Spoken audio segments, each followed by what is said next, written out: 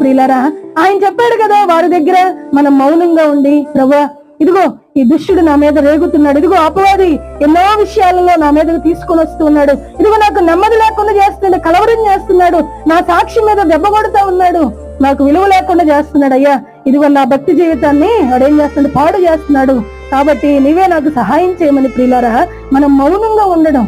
చంపలు చూపించడం అంటే చంప మీద అటు ఇటు కొట్టించుకోమని కాదు. ఏంటంటే మనం మౌనంగా ఉన్నప్పుడు ప్రియులారా, ఇదిగో మనం దేవునికి అప్పగించుకున్నప్పుడు అంట దేవుడు ఏం చేస్తాడు, దీనులకి కృపను గ్రహించి అహంకారుల్ని ఎదిరించేవాడు. మనం ఎదిరించలేము కదా ఆయన్ని కదా, మన మీద రేగుతున్నటువంటి దుష్టులని ప్రియులారా, అహంకారుల్ని మనం ఏం చేయలేము, మనం ఎదిరించలేము, మనకి ఆ బలం లేదు, శక్తి లేదు కదా.